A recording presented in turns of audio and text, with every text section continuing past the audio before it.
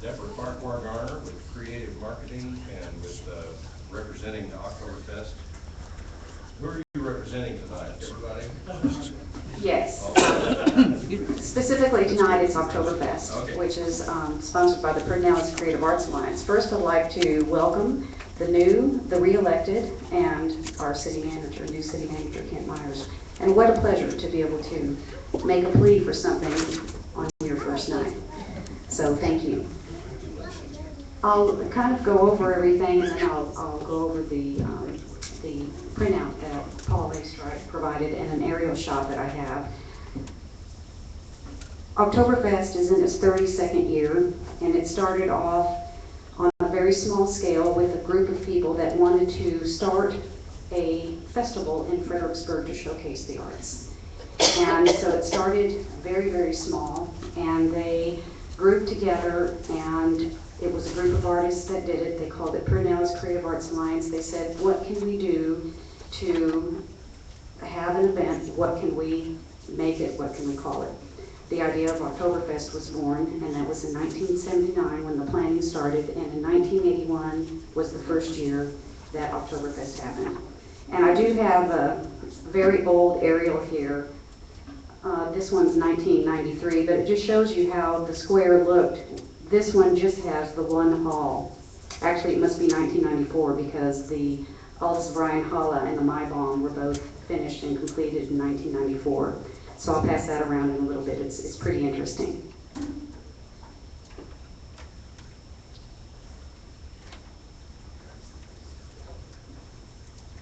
So Oktoberfest started off on a very small scale, and we have grown. 2010 and 2011 were dynamic years for Oktoberfest. We experienced a growth spurt those 2 years that we really weren't expecting. We were very proud, very happy, and made the celebration work. Last year, at the conclusion of Oktoberfest, I did some Facebook postings, and the first thing that I got back on a number of occasions was seating. You need to provide more seating. So we feel that Oktoberfest is growing beyond its boundaries. I do have part of my advisory committee here this evening. I've got Jim, Randy, and Dan Middle. I have a group of 8 on my advisory committee, and these 3 were able to join me this evening.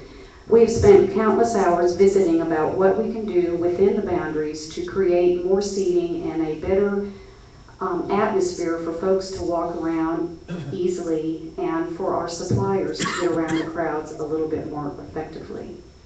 After we reached what we thought was a good plan, I then asked that I meet with Chief Strike and Mr. Alexander. We sat down with them and we visited about our concerns and about our growth and about our need to grow perhaps beyond the boundaries of Market Square, and requested an Adams Street closure. We went into several meetings, especially me and Chief Strike. We contacted all of the shop owners facing Adams, with the exception of Secret Garden. She does not face Adams, but part of her store is on the side there, so we included her in our discussion. Paul and I spent one afternoon going to each shop owner and visiting with them, thoroughly reviewing our request, what our plans were, and how we would work the street to hopefully not take any business away from them. As Chief Strike pointed out to these shop owners, there's 11 parking places, I believe, on that side of Adams, of which mostly are taken by the visitors to Oktoberfest. So we started our dialogue with them, explained all of our study, what our purpose was, and what our plans for the street were. Can you hear me? So this is Adams Street here, and our plan is to close off.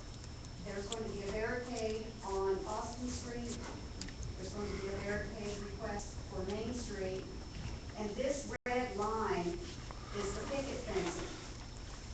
The picket fencing is going to start, well, it'll go all the way around the square, and then when it crosses Adams, it's actually at the corner of the Aldous Bryant Hollow, your brick ledge there.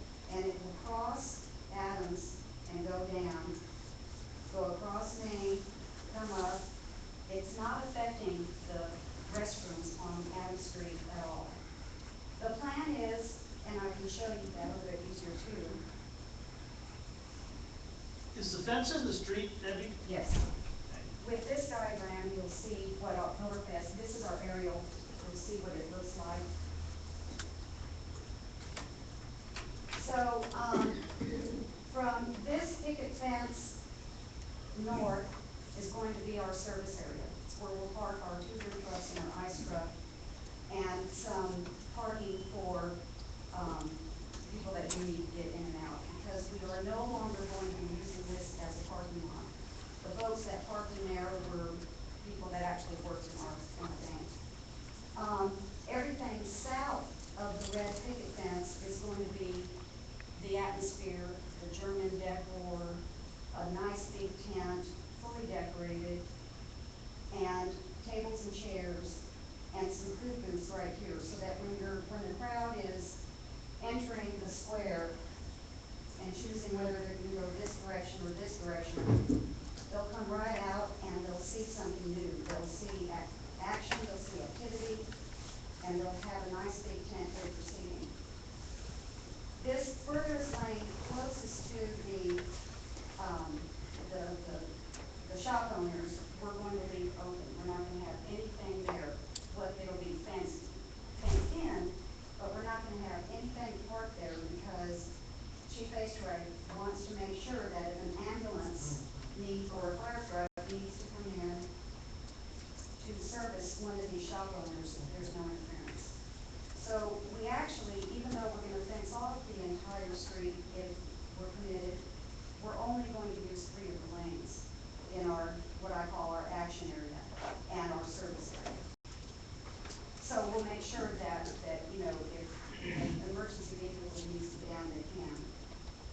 We used to have an exit point right here next to the large hall. We're going to move that here. When I'm saying here, that's right where the alley is. That's where our gate, our fence would stop. That's between Jennings and Yes. Beckendorf? Yes. Yeah. Easterly Booth is right across. Easterly, yeah. Mhm. So that will encourage anybody that wants to exit to go right or left and be placed right in front of the shop owners. One thing we're not going to do either is we're not going to disturb this sidewalk. That's not part of our closure request whatsoever. One of the shop owners was concerned about the trash pickup. We'll pick up the trash and put it in our dumpster. And we're also going to, for the first time in 32 years, there's always the first, we're going to put a gate back here on Austin.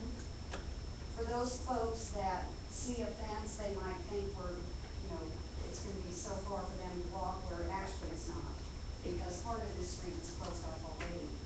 Chief Astrag had this one lane here closed. So we feel that with this, we're going to create more seating. We're also going to be getting another tent for this grassy quadrant right here for more seating. We're really trying to create a nicer atmosphere where folks, if they want to come and sit down, because they will come and they'll sit for a long time, they can do so with the expansion and the additional tents, the tables and chairs, and those tents. And I don't know if there's anything really about any details, advisory committee, anything like that.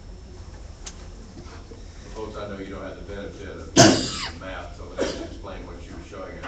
You obviously know Adams Street between Main and Austin. Talking about barricading both of those entrances, using half of it for service, basically, for the trucks, and which is already happening. It just hasn't worked around the traffic these days. And then the other half toward Main would be the actual staging area for more of the festival. And there's a tent proposed in 3 lanes, which would be to the side of Secret Garden and in front of, I can't remember them, I've seen them 100 times, but I can't remember the businesses. But in front of basically those restrooms, between the restrooms and Secret Garden, and you're leaving the other lane for emergency traffic. The sidewalk in front of those businesses there would not be blocked at all. And when she was describing the parking lot, nobody would be parking in. It's that little service parking lot, between the restrooms and the service area that special people get to use if they want to get close. Then the fence along the backside on Austin Street, and putting a gate in that little entry area, which is about the middle of the block or so. Yeah. And you're talking about a pay gate there? Okay. So that people don't have to walk all the way around, et cetera. But there is an exit for people from the festival out that padded area. Okay.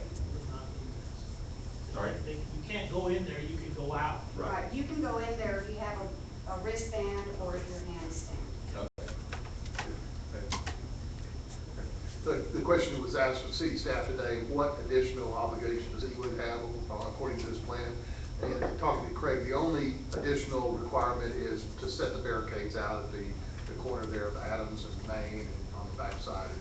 And in talking to Kathy, they will have somebody stationed at that point at all times, again, in case an emergency vehicle, they can immediately remove the barricade.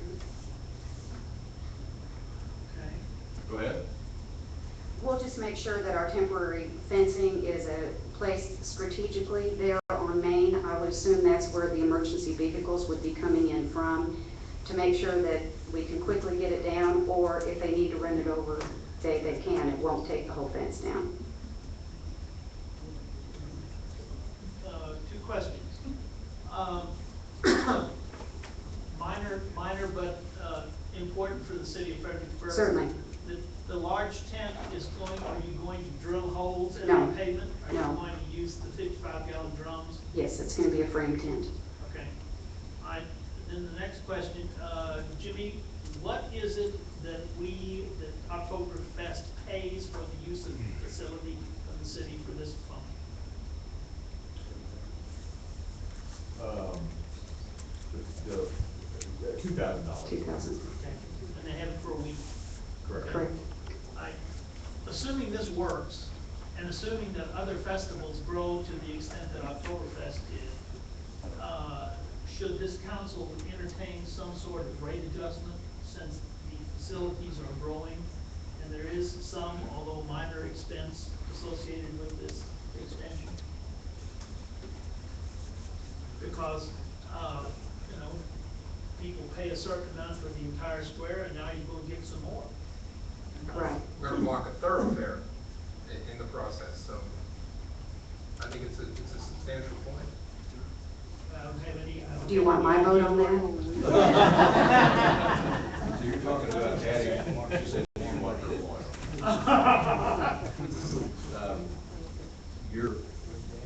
You're suggesting a rate increase for the use of the street. For the additional space. The expansion. Okay. I'm not, Dan? One of the things the city should bear in mind, and kind of overlook, is the amount of money that BCAA has contributed to the development of March Square. Right.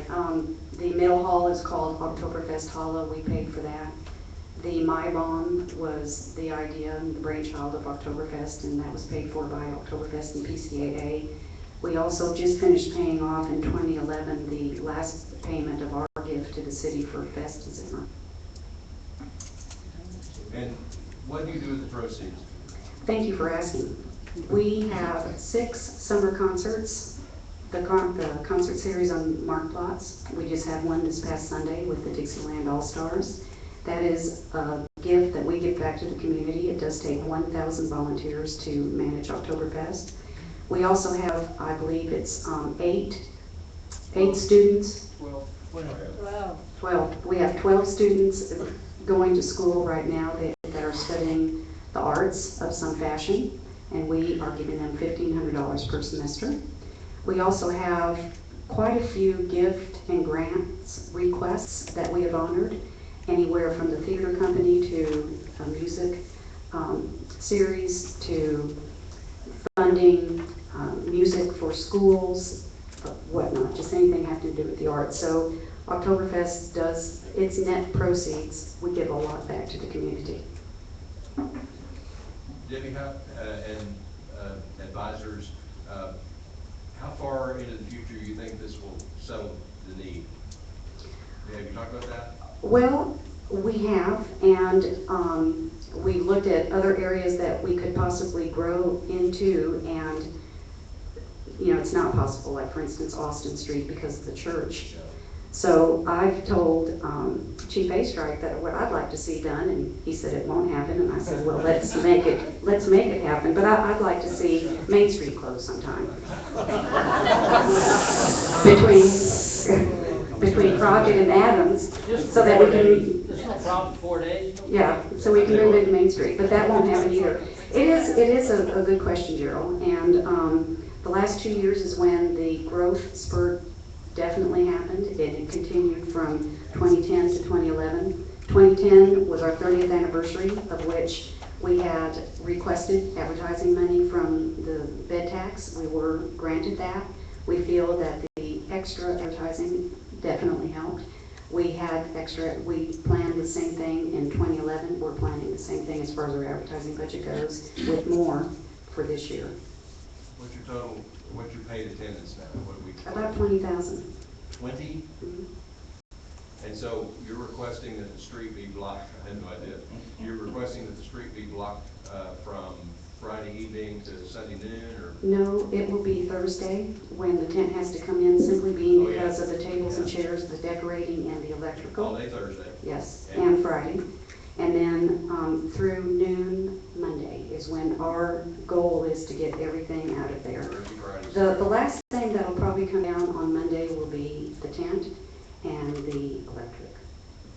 Okay. It'll take a half a day to get all that. And the tent companies that I'm visiting with, know this too. Wow. So you got two, is that a big traffic lane for school buses and whatnot? We'll work that out. Not a problem. Let them out of school for a week. Bet they'd love that. Have we- It's gonna affect you forget Thursday, Friday, Monday. Bring them all out. Let them work. Okay. Has Dr. Williamson been apprised? He is not. A lot of people haven't. I have really been doing this study with the people it's going to affect. That's the Adams Street shop owners. And then I've had countless discussions with Chief Astrike, several with Jimmy, and then my advisory committee.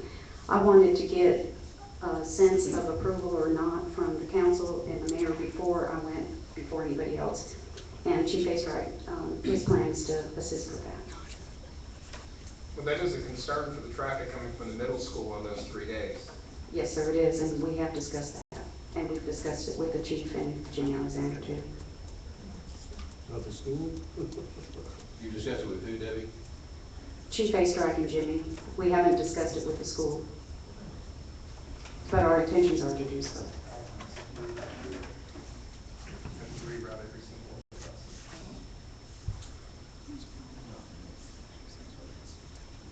bus.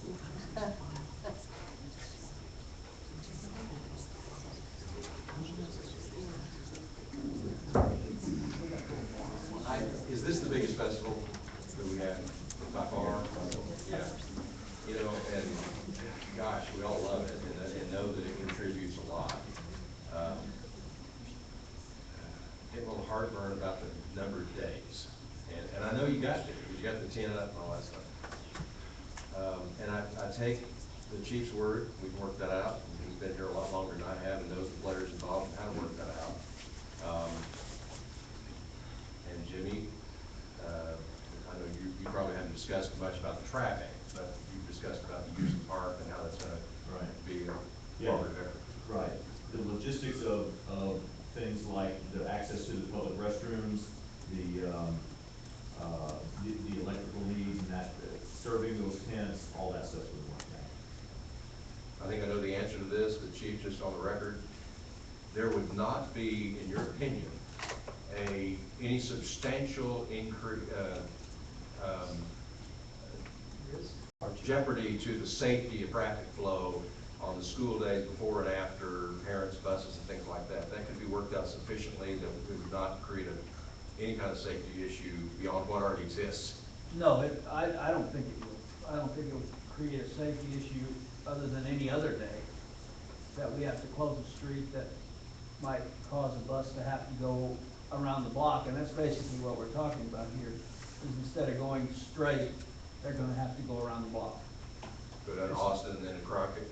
Crockett, Orlando, Okay. either one and then back to Adams, but it's not, And it won't appreciably increase the bus ride timing or anything, I mean. not that I. I know I'm being nitpicky, I just. No, I understand what you're asking, I just, I haven't had a chance to talk to Dr. Williamson or Ms. Paisley about it yet, because there was really no need to. If y'all were not gonna approve it, then we weren't gonna, there would be no need to talk to you. I will go talk to them this week if y'all approve it, but that's not till next school year, so it's not like they don't have quite a bit of time to plan for Well, yeah, it. this, it is October, isn't it? I was talking about next week. Okay, other council? The problem, and the reason that the reason that I was for this is we're approaching capacity on that square with all the people that are on there during Oktoberfest. We need to spread them out a little bit to get some elbow room. If y'all have been there in the last 2 years, you know that it's crowded, it's just crowded. So we need to kind of expand some areas so we can get some breathing room for people. If we were to approve this, Debbie, and I know you're very good at public relations, and I know your advisory team as well, would you commit to visiting personally with the school administration? Yes, I will accompany Paul to And- those meetings. Okay. I think that's very important. We can approve tonight, subject to a letter of confirmation and support from Fredericksburg Independent School District. But that gives them veto. Well, not necessarily, but I would think that it would give us an opportunity to see what their opinion is without veto. I think conceivable will happen if they will see that it happens. I understand. I would think that that the independent school district would cooperate with the community to get this, At least give it a done. try, maybe. And the number of those buses that are up and down Milan. Yeah, I don't know the traffic, Dan, I don't know the school, I'm Well, I know assuming. because I go to work out at the wellness center, I'll get a ton of buses on there. Well, I know there's a bunch on Miles, but I mean, I don't know the traffic count at that spot. Yeah, right. And that's not to speak of parents. Sure. And walkers and things like that. Yeah, I want to accommodate, I do. Just want to ask all the questions. Well, it begs the question, do we need to decide tonight? Can we wait until we hear back from the school district? And would that not be at least appropriate to respect the position of the school district enough to give them a voice in the, since they do have some issue here? If this were decided on the first meeting in June, would that put you in a bind? You are requesting that to postpone it to June so that you can get the letter of support? Yes. Well, certainly that's fine by me. I can't speak for them, but they will have a letter of support to you by the time you need it for me to come back to council. Well, But I'll certainly, Paul and I can work on that. I'm not, so I guess a letter is, I guess that's a good thing if they have the record. I just would like to have that they've had a say in this to some degree, and at least have been at the table before we decide. Because we don't know, if there may be something huge we don't know about, since you haven't talked to them yet. Does that put you in a huge bind? We are in I'm June. closer than I was this morning on a decision.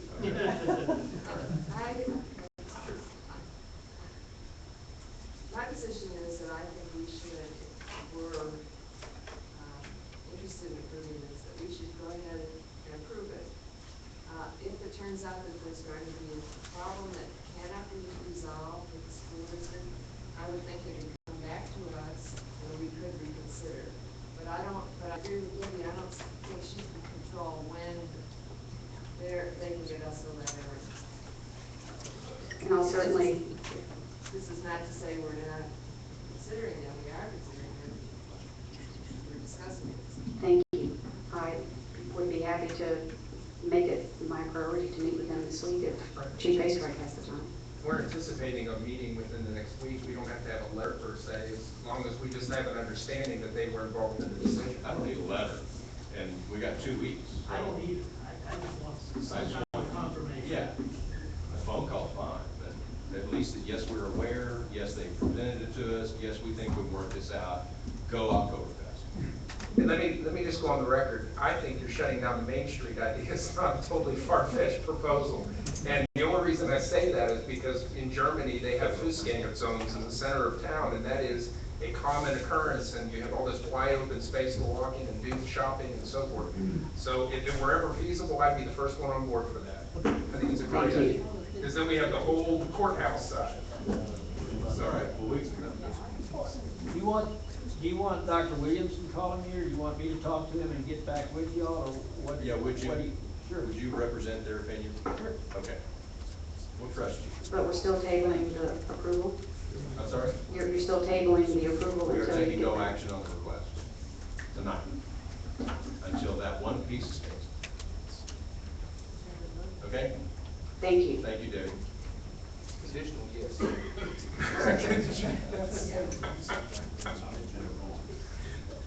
All right, item number 9.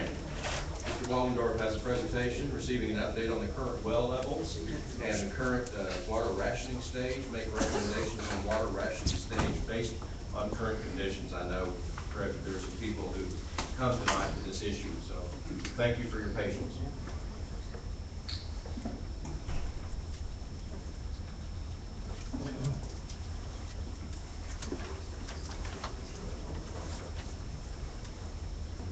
Debbie? Chairman, speak.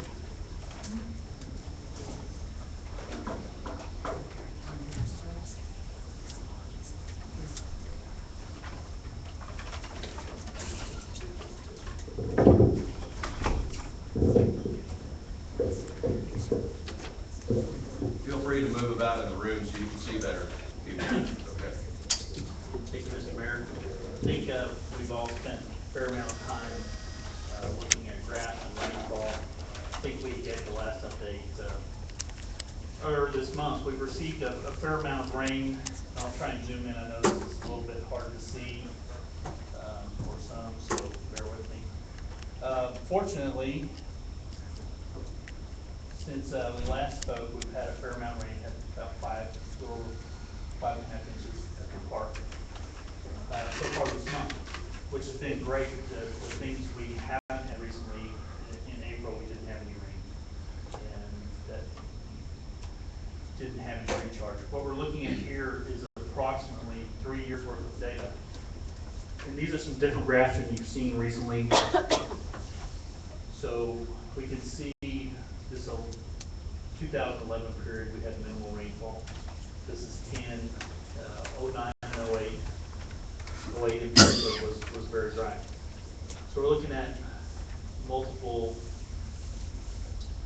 well levels. You can see obviously the wells trend down, and we have no rain. Pretty obvious. The issues we have, and we can see on some other graphs, is that unfortunately with the rainfalls we've had, we haven't seen the rebounds into these areas.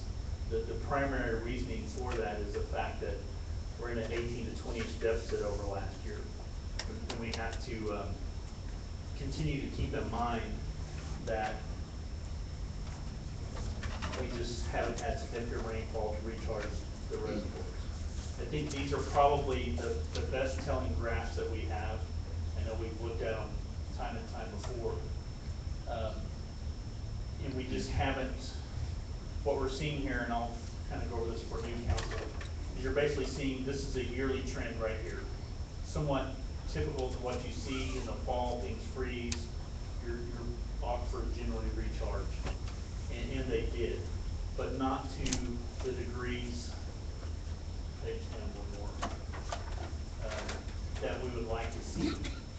This is probably the best graph, and it illustrates the most data we have moving forward out of the Ellenberger, which is where we get most of our water. If you look, our wells didn't recharge to what we feel is an acceptable level for this year.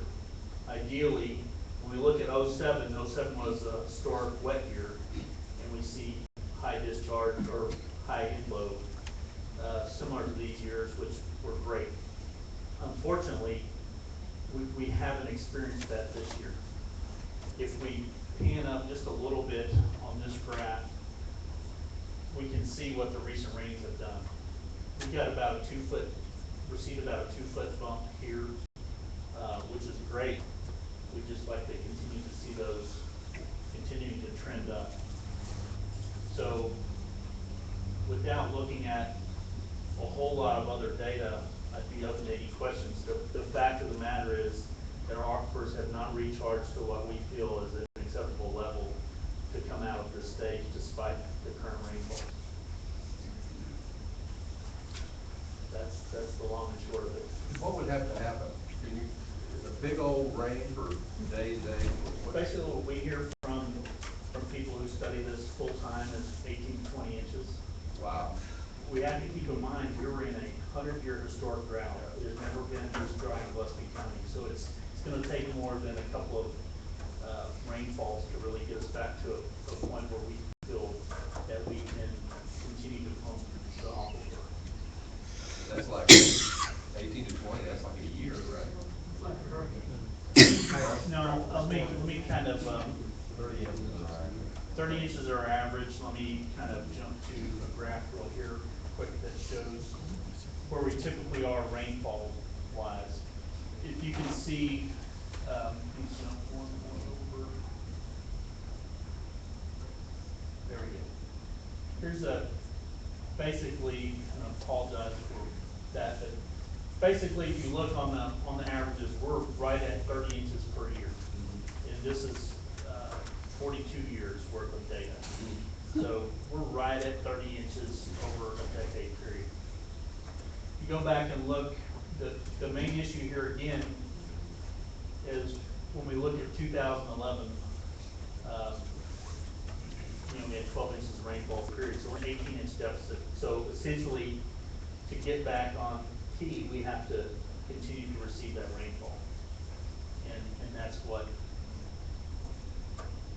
basically what we see here in this graph is the fact that it hasn't rained and we can't make these jumps up.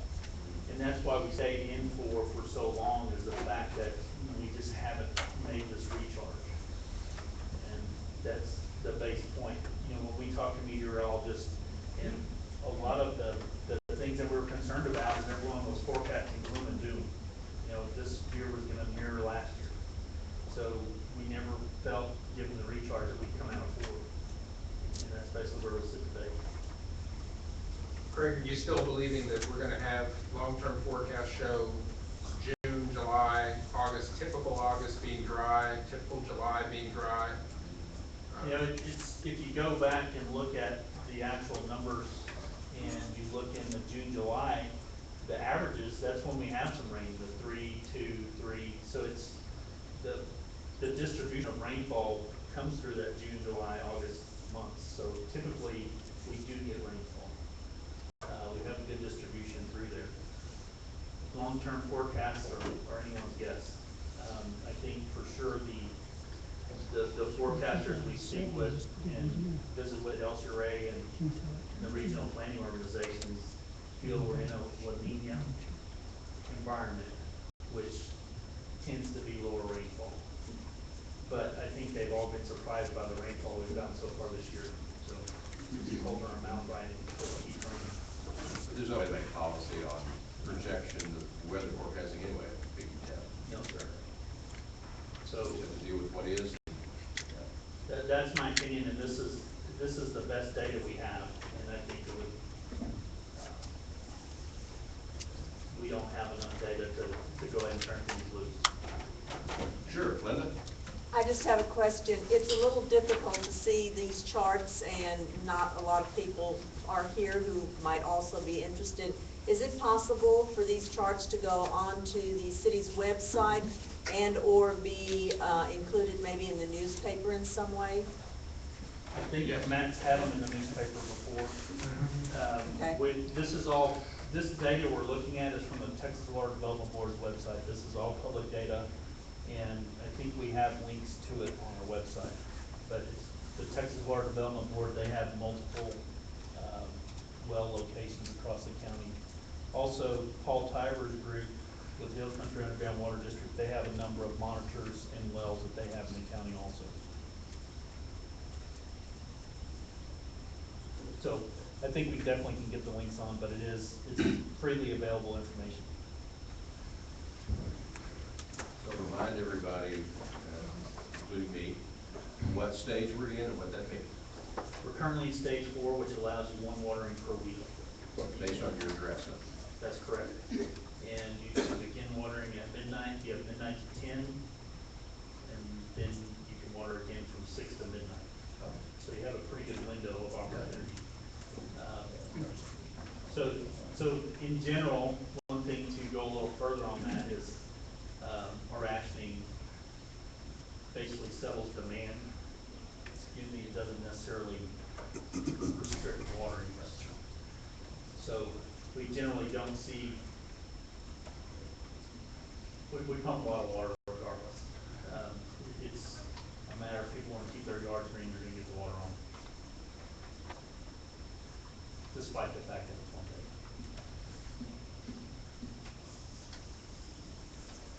1 day. Okay. Does that help, folks, a little bit? That we're, the rain flow has been so lousy the last 2 years, basically. Yeah, definitely.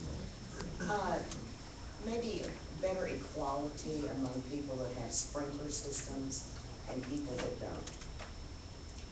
I live in a neighborhood where the majority of our neighbors have sprinklers. We've been remodeling a house and doing some landscaping, so we have not installed sprinklers. And it is watering 4 and 5 times for those cycles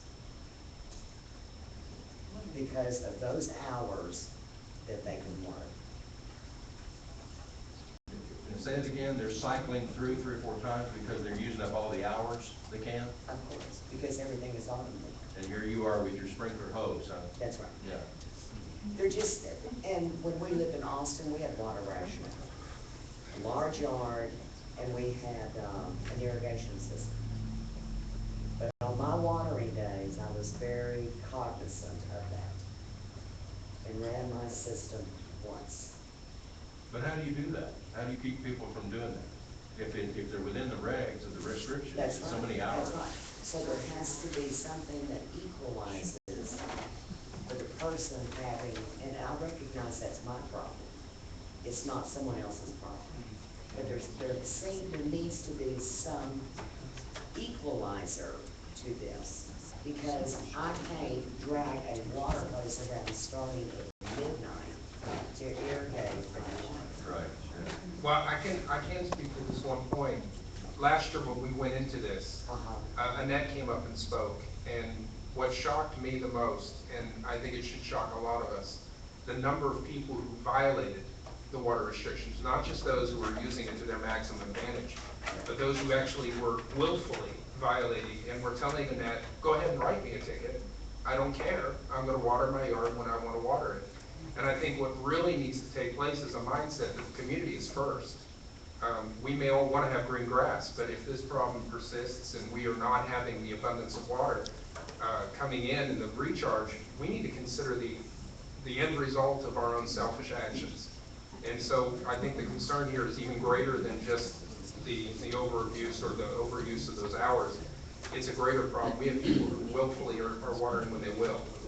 And you can't control the behavior. I mean, I'm not here to suggest that we police and patrol people. And you go by and you say, this person really has a green yard. We need to sit out here and look at what's going on. I can just tell you through my observation that it is 4 and 5 cycles on their 1 day of watering. Yes, ma'am. And that results in the water table falling for the rest of us. There is an equalization. It's the rates you charge. If you use more than 10,000 gallons, it goes up to $3. The next goes up to $5. So if people want to run that, they're going to pay for it. I mean, I have a sprinkler system. I run the zones 1 time on Wednesday. That's why. In fact, some zones I'm not even watering now because of the rates. But it is equalized by, I mean, the more you use, the more you pay. We addressed that in the last rate increase with the utility rates. Greg Harrison and I both pushed for having it based on consumption. as a hope that that would have some influence. Well, I actually think that this community, most people are community-minded and do the right thing. I do. Am I naive? Well, no, that's, you see, I am. Russ can tell. Russ is saying you. So people water willy-nilly no matter what. Yeah, Russ? If 80% of the water is used in the commercial areas, that's the area that I think the city really needs to start concentrating on. About a year ago, when we went through all this, I mentioned that in California, if you wanted a glass of water to drink, you had to ask for it. Right. In a restaurant. Here, automatically, they're gonna bring you, not little glasses, by the way, you know, full of ice, and you get your lemon, you get your straws, and all the rest of it. But I don't think we're approaching that to the commercial people. Plus, it bugs me when I can't wash my car in my driveway, but I go over, you know, I have to go pay somebody else to use, quote, our water to wash my car. That bugs me a little bit, by the way. That's it. Are you suggesting that we pass an ordinance restricting restaurants serving water? Sure.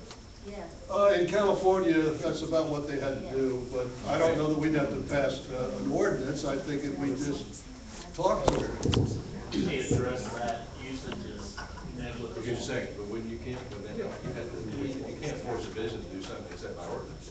Okay, yeah, great. I would term that degree of usage by restaurants negligible in our overall water scheme, so just so we keep that in mind. Secondarily, to address the car wash issue, it is a portion of the stage, but the general goal in washing your cars in a car wash is that we get to treat that water.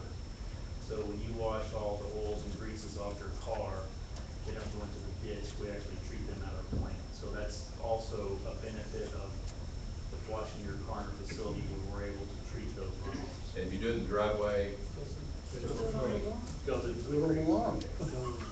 So, just a couple of other points for all of them. okay, yeah, Jim?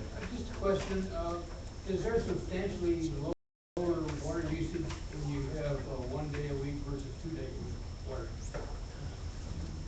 They generally trend similar. We actually try to facilitate people, we try to go to Saturday and Sunday only. To help people who have to work all week, that they're able to better watch their, or water their grass.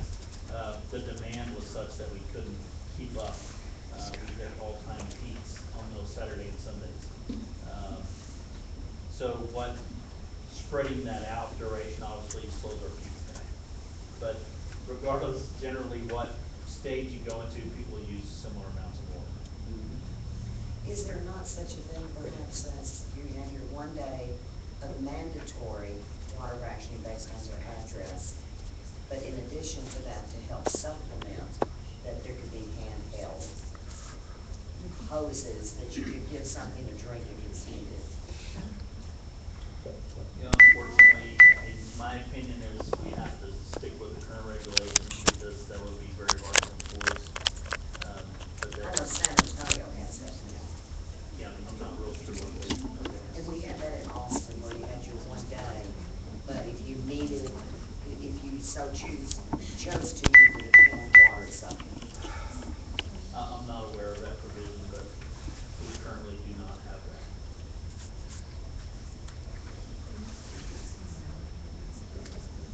All right, council, any comments or? I would have only one more comment, if you please. As I understand it, and this is how I get it, because we have had so little rain for so long, if this is the ground and this is the recharge zone, it's dry from here to the recharge zone. And until that recharge zone and that whole layer is saturated to where that water can percolate down all the way into the recharge zone, we're not going to get the kind of recharge that we need because it's dry and it's sucking up the water. It never makes it to the aquifer because the dirt between where the rain is coming and the bottom of the, or the top of the aquifer is so dry. That's how I feel. And until we get enough rain where it's saturated to a point where it can actually get down there, we're not gonna be better off. And in essence, it's gonna require 15 to 18 inches in 1 month.